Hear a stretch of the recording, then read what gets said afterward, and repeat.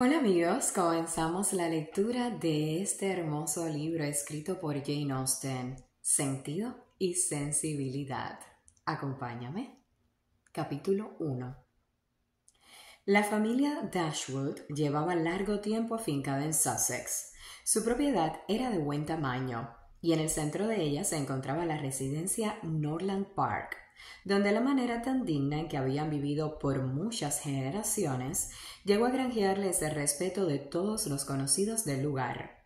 El último dueño de esta propiedad había sido un hombre soltero, que alcanzó una muy avanzada edad y que durante gran parte de su existencia tuvo en su hermana una fiel compañera y ama de casa. Pero la muerte de ella, ocurrida 10 años antes que la suya, produjo grandes alteraciones en su hogar. Para compensar tal pérdida, invitó y recibió en su casa a la familia de su sobrino, el señor Henry Dashwood, el legítimo heredero de la finca Norland y la persona a quien se proponía dejarla en su testamento. En compañía de su sobrino y sobrina y de los hijos de ambos, la vida transcurrió confortablemente para el anciano caballero. Su apego a todos ellos fue creciendo con el tiempo. La constante atención que el señor Henry Dashwood y su esposa prestaban a sus deseos, nacida no del mero interés, sino de la bondad de sus corazones, hizo su vida confortable en todo aquello que por su edad podía convenirle, y la alegría de los niños añadía nuevos deleites a su existencia. De un matrimonio anterior, el señor Henry Dashwood tenía un hijo, y de su esposa actual, 3 hijas. El hijo, un joven serio y respetable, tenía el futuro asegurado por la fortuna de su madre, que era cuantiosa, y de cuya mitad había entrado en posesión al cumplir su mayoría de edad. Además, su propio matrimonio, ocurrido poco después, lo hizo más rico aún. Para él, entonces, el legado de la finca Norland no era en verdad tan importante como para sus hermanas, pues ellas, independientemente de lo que pudiera llegarles si su padre heredaba esa propiedad, eran de fortuna que no puede considerarse sino escasa. Su madre no tenía nada, y el padre solo podía disponer de 7,000 libras, porque de la restante mitad de la fortuna de su primera esposa también era beneficiario el hijo, y él solo tenía derecho al usufructo de ese patrimonio mientras viviera.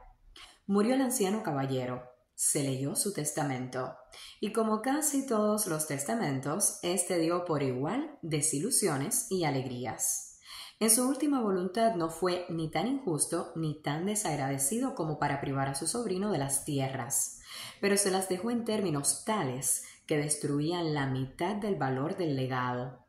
El señor Dashwood había deseado esas propiedades más por el bienestar de su esposa e hijas que para sí mismo y su hijo. Sin embargo, la herencia estaba asignada a su hijo y al hijo de éste, un niño de 4 años, de tal manera que a él le quitaban toda posibilidad de velar por aquellos que más caros le eran y que más necesitaban de apoyo, ya sea a través de un eventual gravamen sobre las propiedades o la venta de sus valiosos bosques. Se habían tomado las provisiones necesarias para asegurar que todo fuera en beneficio de este niño, el cual, en sus ocasionales visitas a Norland con su padre y madre, había conquistado el afecto de su tío con aquellos rasgos seductores que no suelen escasear en los niños de 2 o 3 años. Una pronunciación imperfecta, el inquebrantable deseo de hacer siempre su voluntad, incontables jugarretas y artimañas y ruido por montones, gracias que finalmente terminaron por desplazar el valor de todas las atenciones que durante años había recibido el caballero de su sobrina y de las hijas de ésta.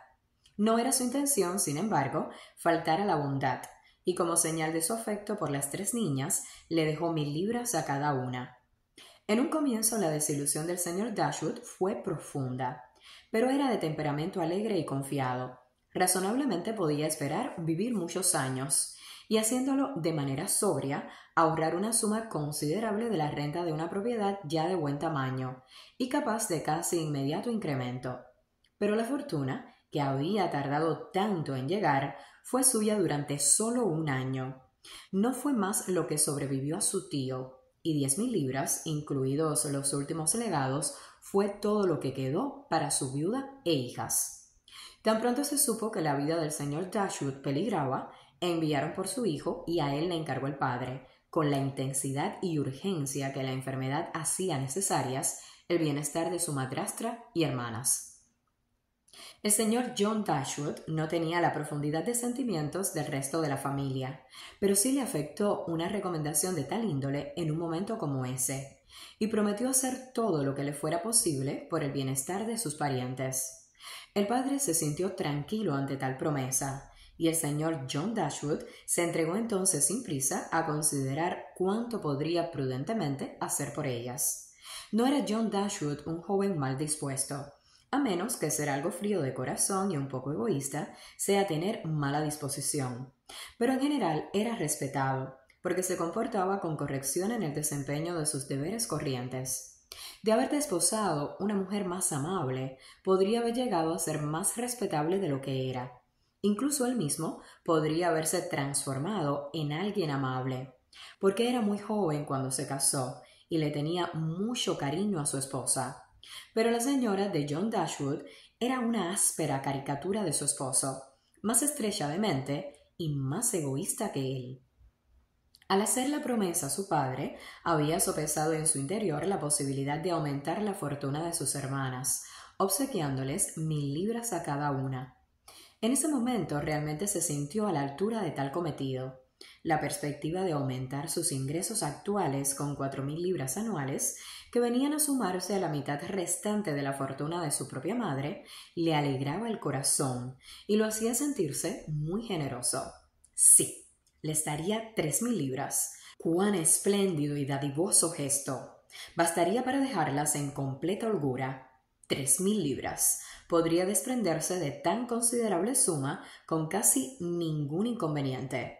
Pensó en ello durante todo el día y durante muchos días sucesivos, y no se arrepintió. No bien había terminado el funeral de su padre cuando la esposa de John Dashwood, sin haber dado aviso alguno de sus intenciones a su suegra, llegó con su hija y sus criados. Nadie podía discutirle su derecho a venir. La casa pertenecía a su esposo desde el momento mismo de la muerte de su padre. Pero eso mismo agravaba la falta de delicadeza de su conducta, y no se necesitaba ninguna sensibilidad especial para que cualquier mujer en la situación de la señora Dashwood se sintiera enormemente agraviada por ello. En ella, sin embargo, había un tan alto sentido del honor, una generosidad tan romántica, que cualquier ofensa de ese tipo, ejercida o recibida por quien quiera que fuese, se transformaba en fuente de imborrable disgusto. La señora Dashwood nunca había contado con el especial favor de nadie en la familia de su esposo, pero hasta el momento no había tenido oportunidad de mostrarles en cuán poca consideración por el bienestar de otras personas podía actuar cuando la ocasión lo requería. Sintió la señora Dashwood de manera tan aguda este descortés proceder y tan intenso desdén hacia su nuera le produjo, que a la llegada de esta última habría abandonado la casa para siempre, de no haber sido porque, primero, la súplica de su hija mayor la llevó a reflexionar sobre la conveniencia de hacerlo, y más tarde, por el tierno amor que sentía por sus 3 hijas, que la decidió a quedarse y por ellas evitar una ruptura con el hermano.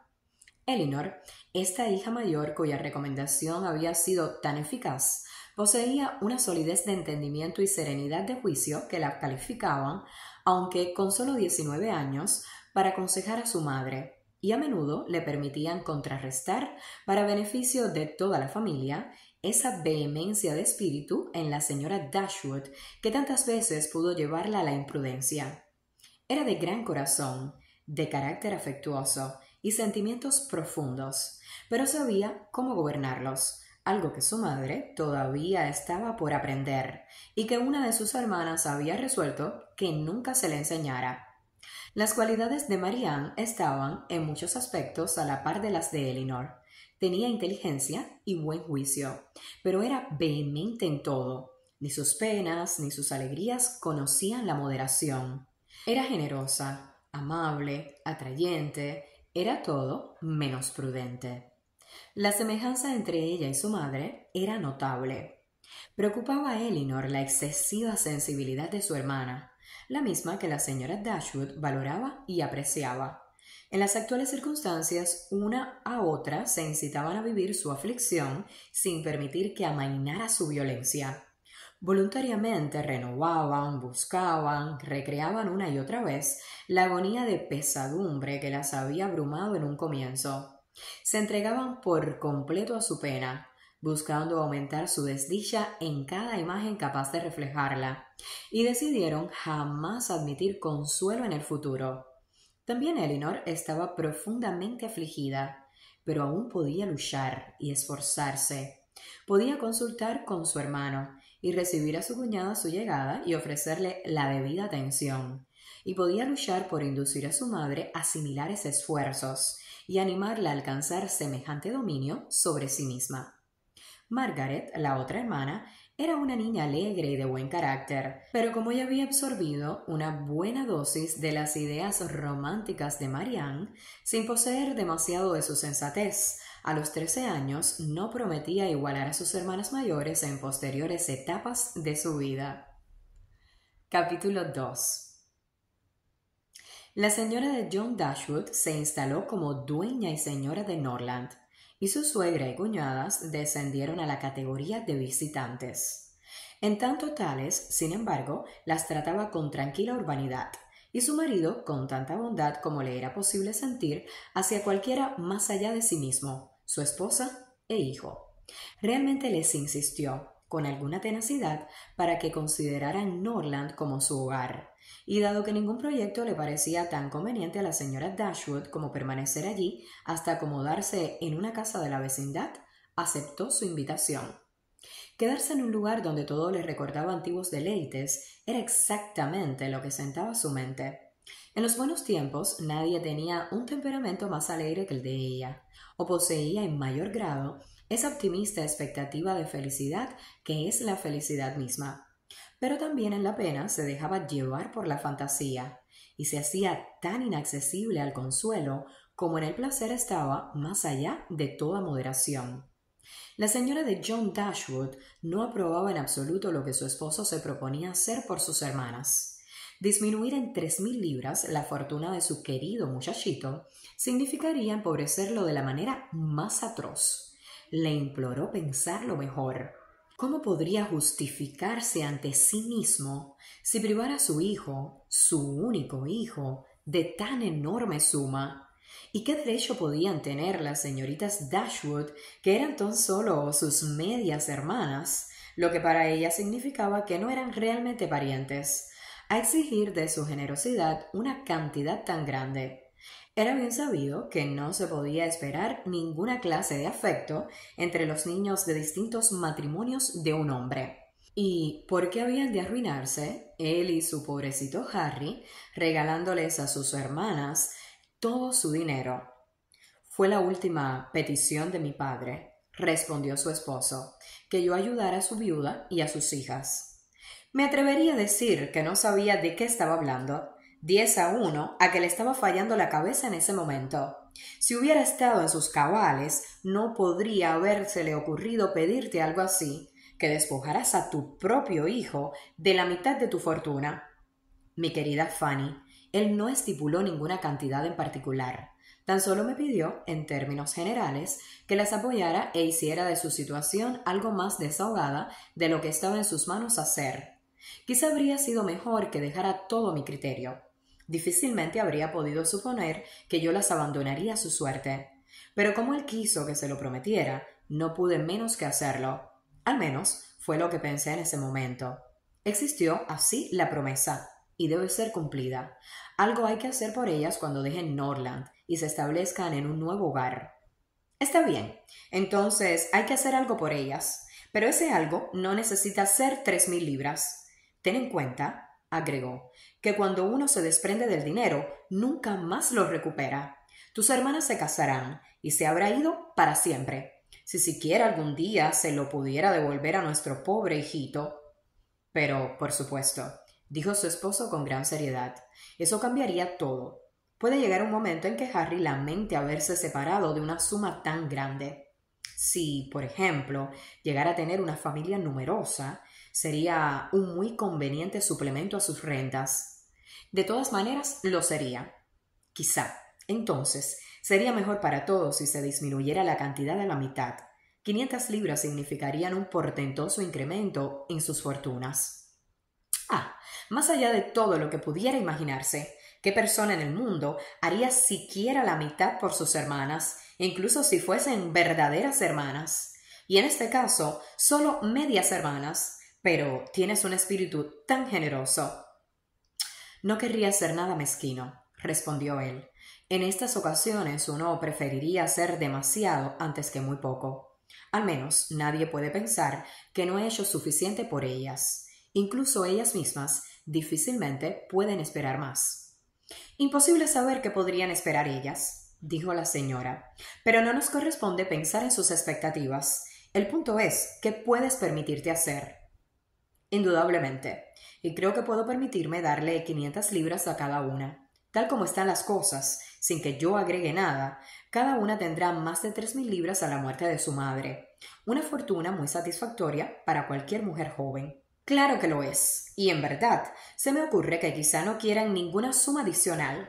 Tendrán 10,000 libras entre las tres. Si se casan, seguramente harán un buen matrimonio. Y si no lo hacen, pueden vivir juntas de manera muy holgada con los intereses de las 10,000 libras. Absolutamente cierto. Y por lo tanto, no sé si, considerándolo todo, no sería más aconsejable hacer algo por su madre mientras viva, antes que por ellas. Algo como una pensión anual, quiero decir. Mis hermanas percibirían los beneficios tanto como ella. 100 libras al año las mantendrían en una perfecta holgura. Su esposa dudó un tanto, sin embargo, en dar su aprobación a este plan. De todas maneras, dijo, es mejor que separarse de 500 libras de una vez. Pero si la señora Dashwood vive 15 años más, eso se va a transformar en un abuso. 15 años. Mi querida Fanny, su vida no puede valer ni la mitad de tal cantidad. Por supuesto que no. Pero si te fijas, la gente siempre vive eternamente cuando hay una pensión de por medio. Y ella es muy fuerte y saludable, y apenas ha cumplido los 40. Una pensión anual es asunto muy serio, se repite año tras año y no hay forma de librarse de ella. Uno no se da cuenta de lo que hace. Yo sí he conocido bastante los problemas que acarrean las pensiones anuales, porque mi madre se encontraba maniatada por la obligación de pagarlas a 3 antiguos sirvientes jubilados, según mi padre lo había establecido en su testamento. Es increíble cuán desagradable lo encontraba. 2 veces al año había que pagar estas pensiones, y además estaba el problema de hacérsela llegar a cada uno. Luego se dijo que uno de ellos había muerto, y después resultó que no había tal. A mi madre le enfermaba todo el asunto. Sus entradas no eran de ella, decía, con estas perpetuas demandas, y había sido muy poco considerado de parte de mi padre, porque, de otra forma, el dinero habría estado por completo a disposición de mi madre, sin restricción alguna. De allí me ha venido tal aborrecimiento a las pensiones, que estoy segura de que por nada del mundo me ataré al pago de una.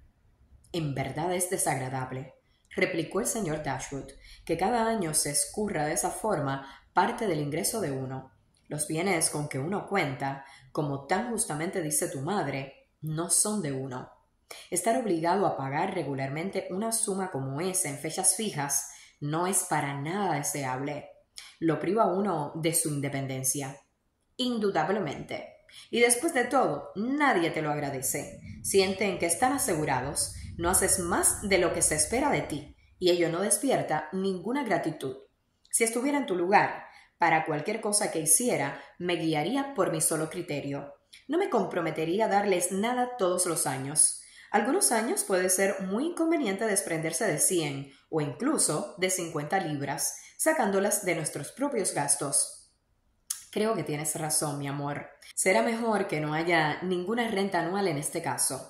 Lo que sea que les pueda dar ocasionalmente será de mucho mayor ayuda que una asignación anual, porque si se sintieran seguras de un ingreso mayor, solo elevarían su estilo de vida, y con ello no serían un penique más ricas al final de año. De todas maneras, será lo mejor.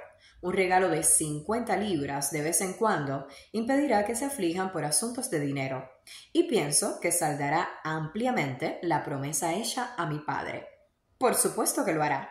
A decir verdad, Estoy íntimamente convencida de que la idea de tu padre no era en absoluto que les dieras dinero.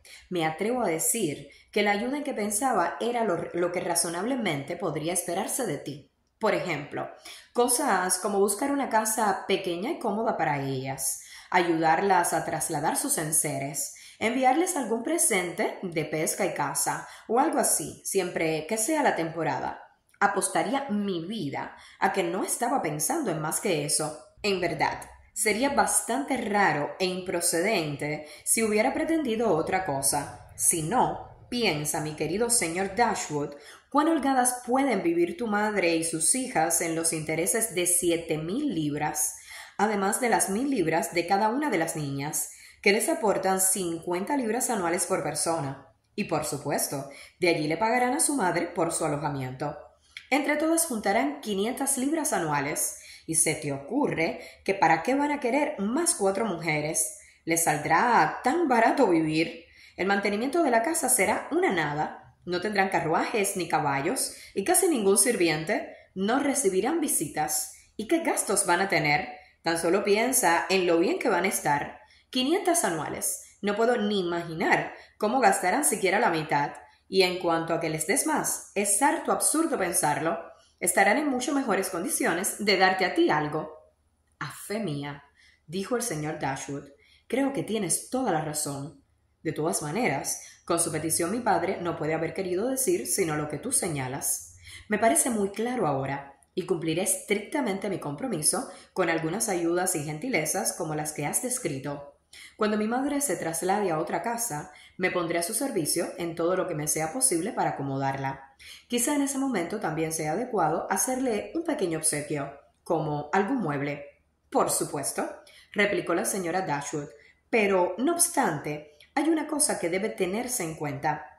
Cuando tu madre y padre se trasladaron a Norland, aunque vendieron el mobiliario de Stanhill, guardaron toda la vajilla, cubiertos y mantelería, que ahora han quedado para tu madre.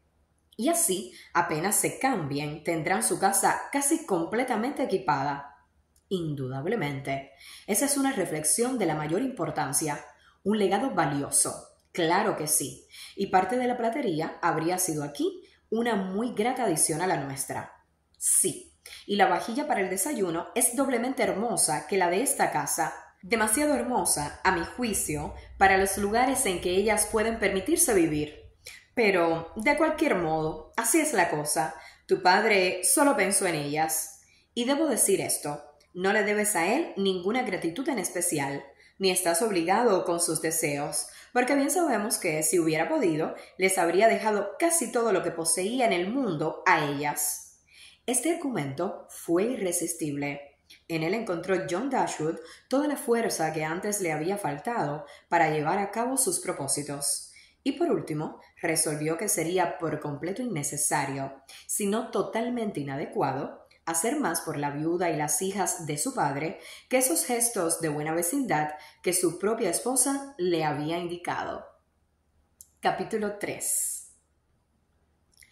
La señora Dashwood permaneció en Norland durante varios meses, y ello no porque no deseara salir de allí una vez que los lugares que tan bien conocía dejaron de despertarle la violenta emoción que durante un tiempo le habían producido, pues cuando su ánimo comenzó a revivir y su mente pudo dedicarse a algo más que agudizar su dolor mediante recuerdos tristes, se llenó de impaciencia por partir e infatigablemente se dedicó a averiguar por alguna residencia adecuada en las vecindades de Norland, ya que le era imposible irse lejos de ese tan amado lugar. Pero no le llegaba noticia alguna de lugares que a la vez satisficieran sus nociones de comodidad y bienestar, y se adecuaran a la prudencia de su hija mayor, que con más sensato juicio rechazó varias casas que su madre habría aprobado, considerándolas demasiado grandes para sus ingresos.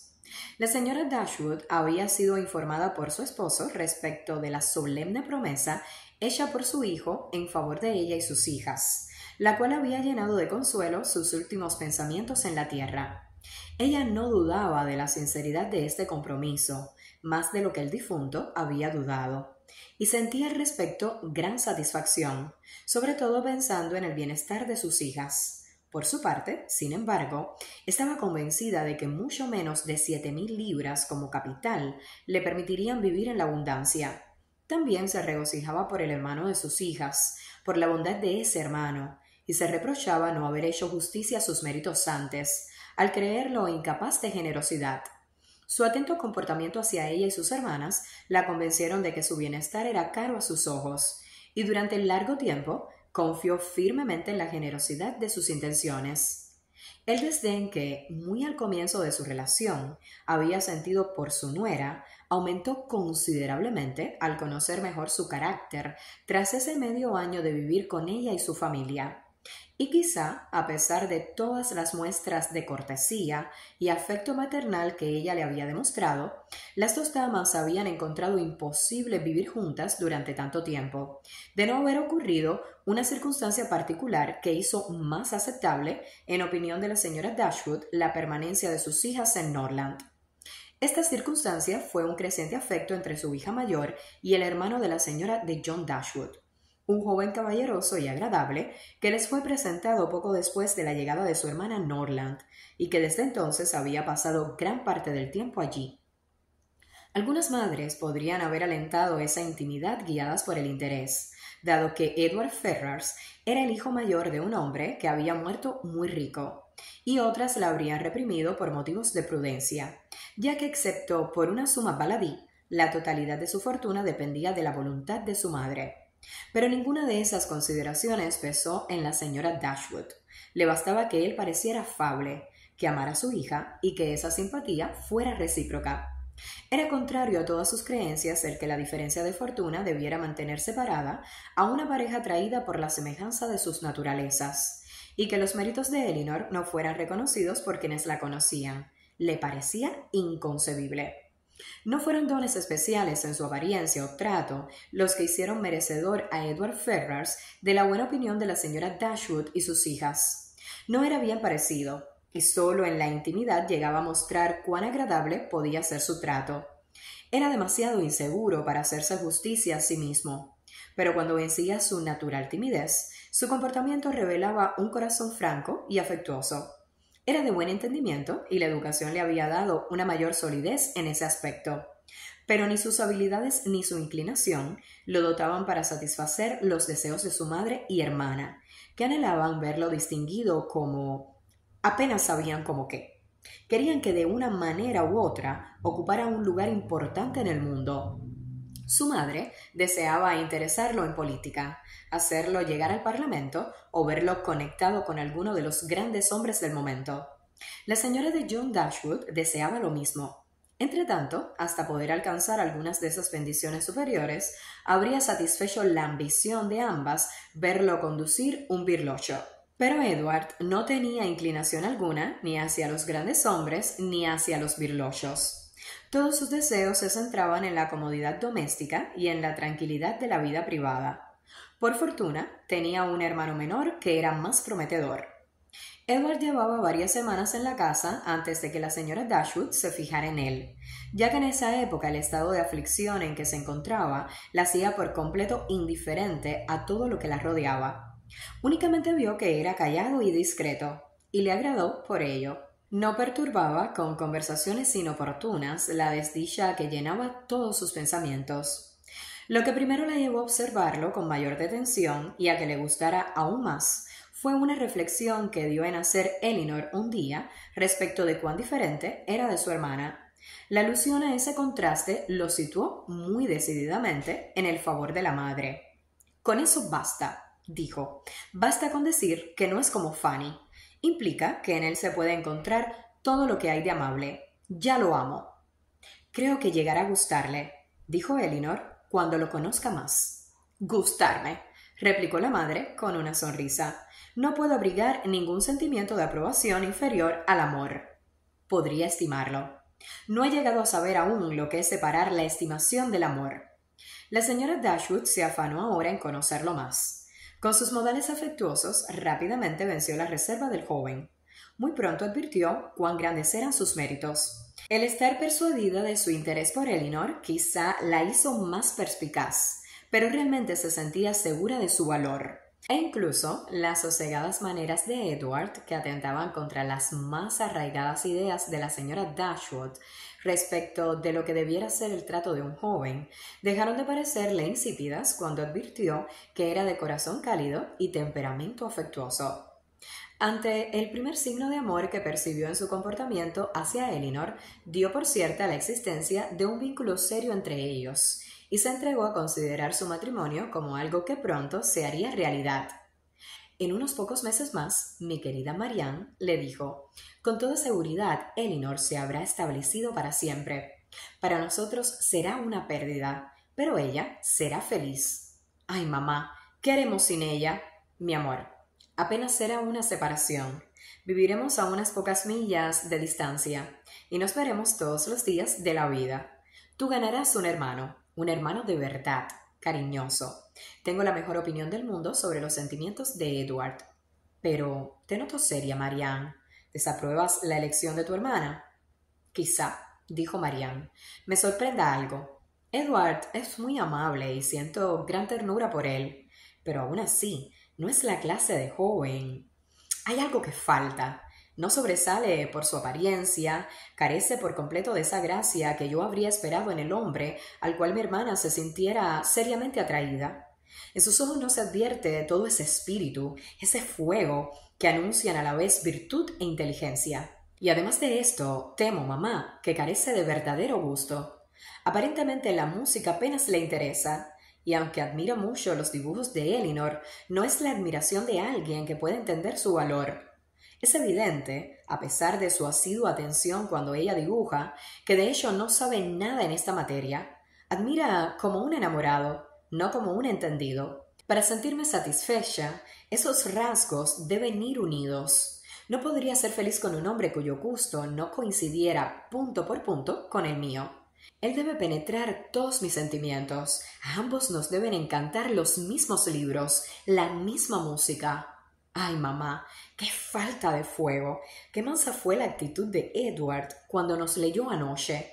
Lo sentí terriblemente por mi hermana, y sin embargo, ella lo sobrellevó con tanta compostura que apenas pareció notarlo.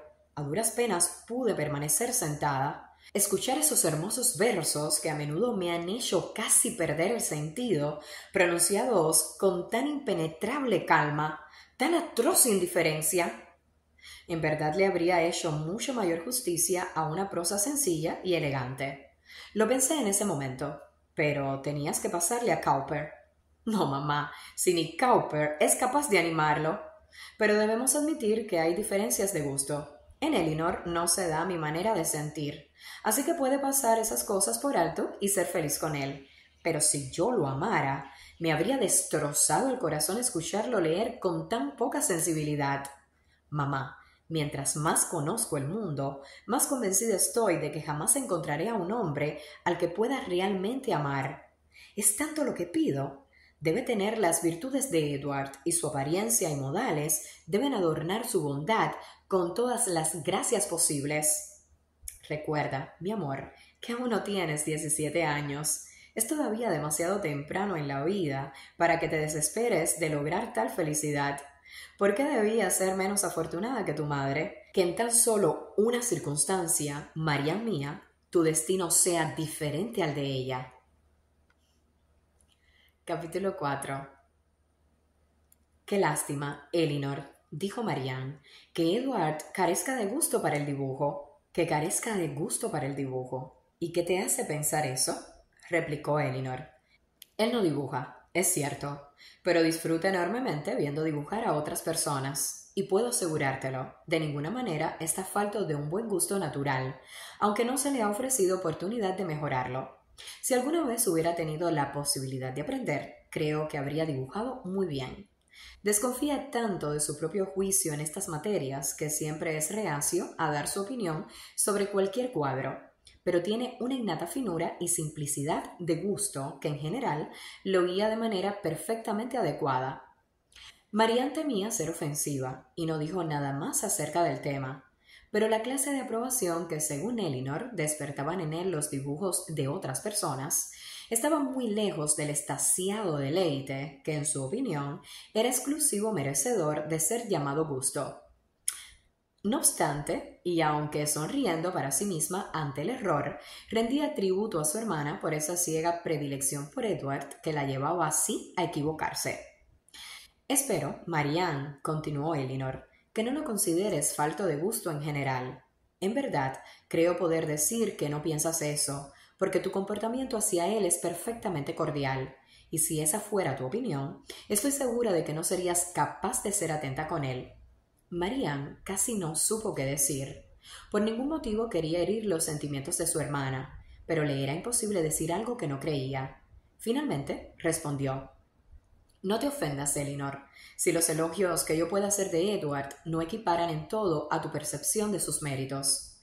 No he tenido tantas oportunidades como tú de apreciar hasta las más mínimas tendencias de su mente, sus inclinaciones, sus gustos, pero tengo la mejor opinión del mundo respecto de su bondad y sensatez. Lo creo poseedor de todo lo que es valioso y amable. Estoy segura, respondió Elinor con una sonrisa, de que sus amigos más queridos no quedarían disconformes con un elogio como ese. No me imagino cómo podrías expresarte con mayor calidez. Marianne se regocijó de ver cuán fácilmente se contentaba su hermana. De su bondad y sensatez, continuó Elinor, pienso que nadie que lo haya visto lo suficiente para haber conversado con él sin reservas podría dudar. Tan solo esa timidez que tantas veces lo lleva a guardar silencio puede haber ocultado la excelencia de su entendimiento y sus principios. Lo conoces lo suficiente para hacer justicia a la solidez de su valer, pero de sus más mínimas tendencias, como tú las llamas, circunstancias específicas te han mantenido más ignorante que a mí. En diversas ocasiones, él y yo nos hemos quedado juntos mucho rato, mientras tú, llevada por el más afectuoso de los impulsos, has estado completamente absorta por mi madre. Lo he visto mucho, he estudiado sus sentimientos y he escuchado sus opiniones acerca de temas de literatura y gusto, y en general me atrevo a afirmar que tiene una mente cultivada, que el placer que encuentra en los libros es extremadamente grande, su imaginación es vivaz, sus observaciones justas y correctas, y su gusto delicado y puro. Cuando se le conoce más, sus dotes mejoran en todos los terrenos, tal como lo hacen sus modales y apariencia. Es cierto que, a primera vista, su trato no produce gran admiración, y su apariencia difícilmente lleva a llamarlo apuesto, hasta que se advierte la expresión de sus ojos, que son extraordinariamente bondadosos, y la general dulzura de su semblante. En la actualidad lo conozco tan bien que lo creo en verdad apuesto, o al menos casi. ¿Qué dices tú, Marianne? Muy pronto lo consideraré apuesto, Elinor, si es que ya no lo hago. Cuando me digas que lo ame como a un hermano, ya no veré imperfecciones en su rostro, como no las veo hoy en su corazón. Elinor se sobresaltó ante esta declaración y se arrepintió de haberse dejado traicionar por el calor de sus palabras. Sentía que Edward ocupaba un lugar muy alto en sus afectos. Creía que el interés era mutuo, pero requería una mayor certeza al respecto para aceptar con agrado la convicción de Marianne acerca de sus relaciones. Sabía que una conjetura que Marianne y su madre hacían en un momento dado se transformaba en certeza al siguiente, que con ellas el deseo era esperanza y la esperanza expectativa. Trató de explicarle a su hermana el verdadero estado de la situación. No es mi intención negar, dijo, que tengo una gran opinión de él, que lo estimo profundamente, que me gusta. Ante eso, Marianne estalló indignada. ¿Estimarlo? ¿Gustarte? Elinor, qué corazón tan frío. Ah, peor que frío. Sin atreverte a ser de otra forma. Utiliza esas palabras otra vez y me iré de esta pieza de inmediato. Elinor no pudo evitar reír. Perdóname, le dijo, y puedes estar segura de que no fue mi intención ofenderte al referirme con palabras tan mesuradas a mis propios sentimientos. Créelos más fuertes que lo declarado por mí. Créelos, en fin, lo que los méritos de Edward y la presunción, la esperanza de su afecto por mí, podrían garantizar, sin imprudencia ni locura. Pero más que esto no debes creer. No tengo seguridad alguna de su afecto por mí. Hay momentos en que parece dudoso hasta qué punto tal afecto existe, y mientras no conozca plenamente sus sentimientos, no puede extrañarte mi deseo de evitar dar alas a mi propia inclinación, creyéndola o llamándola más de lo que es. En lo más profundo de mi corazón tengo pocas, casi ninguna duda de sus preferencias, pero hay otros puntos que deben ser tomados en cuenta, además de su interés. Está muy lejos de ser independiente. No podemos saber cómo es realmente su madre, pero las ocasionales observaciones de Fanny acerca de su conducta y opiniones nunca nos han llevado a considerarla amable, y me equivoco mucho si Edward no está también consciente de las variadas dificultades que encontraría en su camino si deseara casarse con una mujer que no fuera o de gran fortuna o de alto rango. Marianne quedó atónita al descubrir en qué medida la imaginación de su madre y la suya propia habían ido más allá de la verdad. Y en verdad, no estás comprometida con él, dijo, aunque de todas maneras va a ocurrir luego. Pero esta tardanza tiene dos ventajas.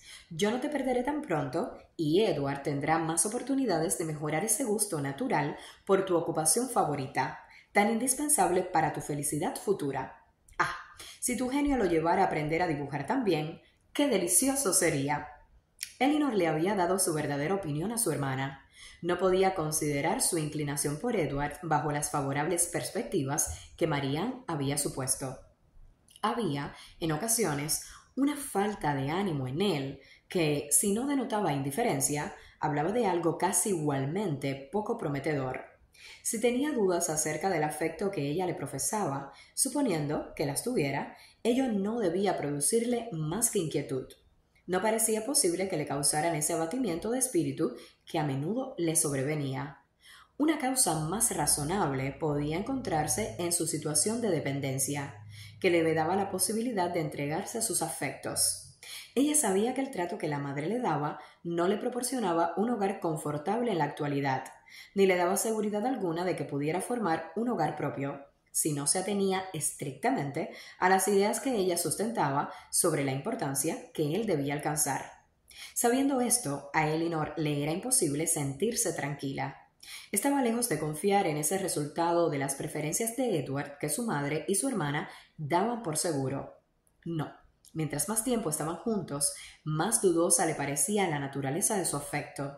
Y a veces, durante unos pocos y dolorosos minutos, creía que no era más que simple amistad. Pero, cualesquiera fueran en realidad sus límites, ese afecto fue suficiente, apenas lo percibió la hermana de Edward, para intranquilizarla. Y al mismo tiempo, lo que era más usual aún, para sacar a luz sus malos modales.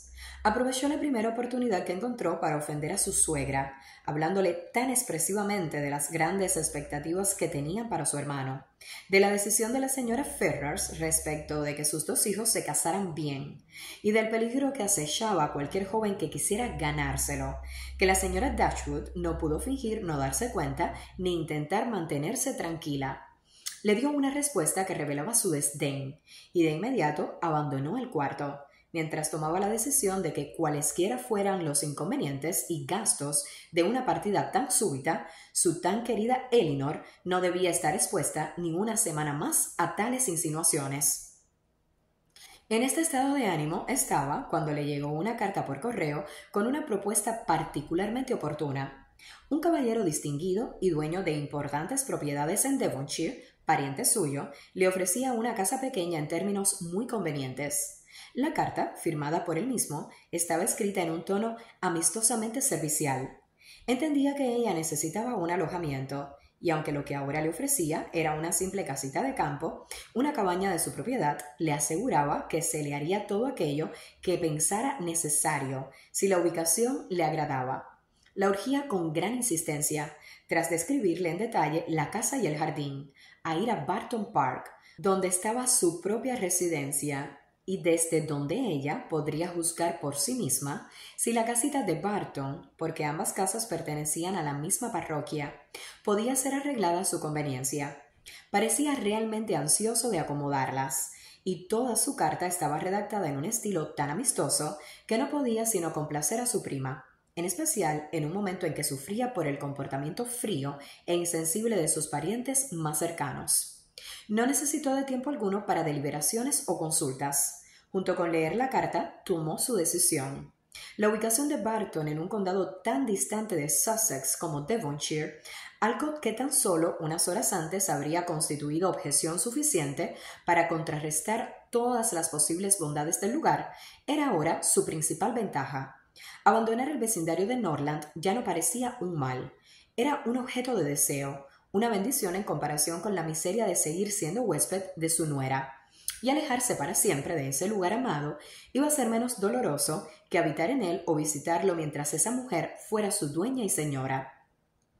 De inmediato le escribió a Sir John Middleton manifestándole agradecimiento por su bondad y aceptando su proposición. Luego se apresuró a mostrar ambas cartas a sus hijas, asegurándose de su aprobación antes de enviarlas. Elinor había pensado siempre que sería más prudente para ellas establecerse a alguna distancia de Norland antes que entre sus actuales conocidos, por lo que no se opuso a las intenciones de su madre de irse a Devonshire. La casa, además, tal como la describía Sir John, era de dimensiones tan sencillas y el alquiler tan notablemente moderado que no le daba derecho a objetar punto alguno. Y así, aunque no era un plan que atrajera su fantasía y aunque significaba un alejamiento de las vecindades de Norland que excedía sus deseos, no hizo intento alguno por disuadir a su madre de escribir aceptando el ofrecimiento.